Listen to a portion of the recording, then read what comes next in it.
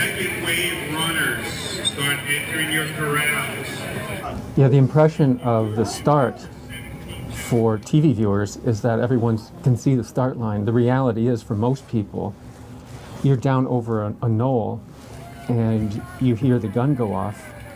People move slowly, walking at first, and then the walking pace increases in speed, and it seems like it could be 10 minutes before you even see the start line.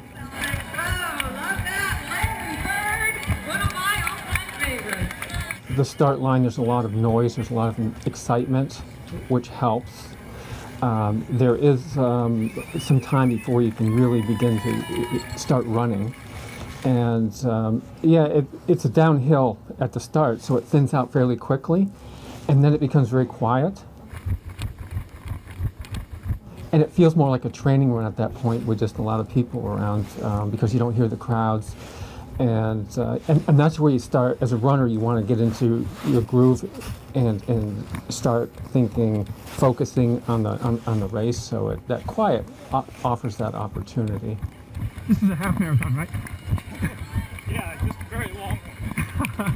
You begin to feel the effects of running a marathon, and it seems as though when you're getting to that point where you're beginning to question why you even did this, here comes another pocket of fan support.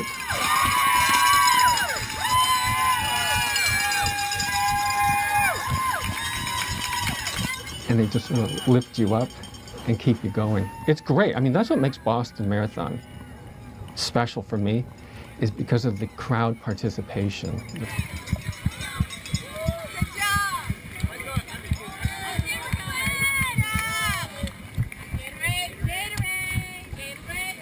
Besides the finish line, Wellesley is my favorite part of the course, because it seems like a half mile out, you begin to hear the crowd noise, and if you've run the race before, you know what to expect.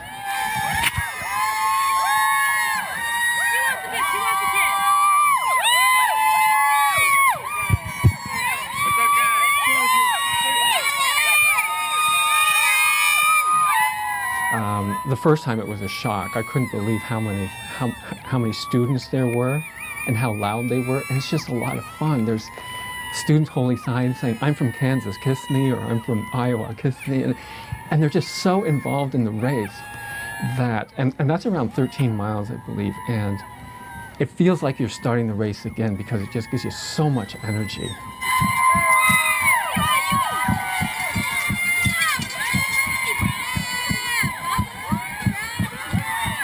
Boston is by far the best marathon that I've run.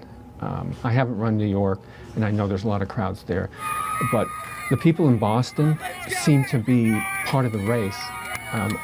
You almost begin to feel like the rooting's only for you, that they really do target you, because they yell your numbers out, and if you have your name on your shirt, they yell your name.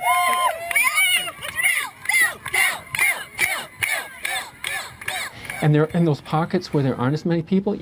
I don't notice them as much, because it just seems to me at times that the entire course is lined with spectators, and they're giving you cookies, water, and it's what makes it fun.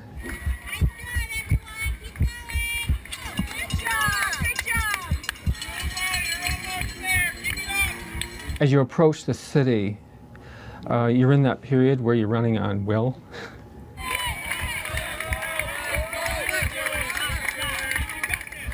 So as the crowds grow and the noise grows, it helps a lot, because no matter how much you carbo load, by 21, 22 miles, you've exhausted your fuel. So you're running on determination and will, and to have people cheering, and it helps a lot.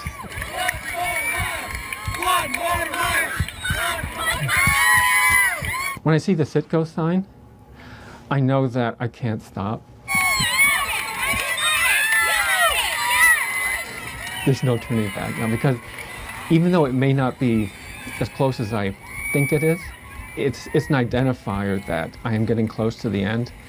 And the best part of the course is when you come up and you turn on the Boylston, and you can see the banner crossing at the finish line.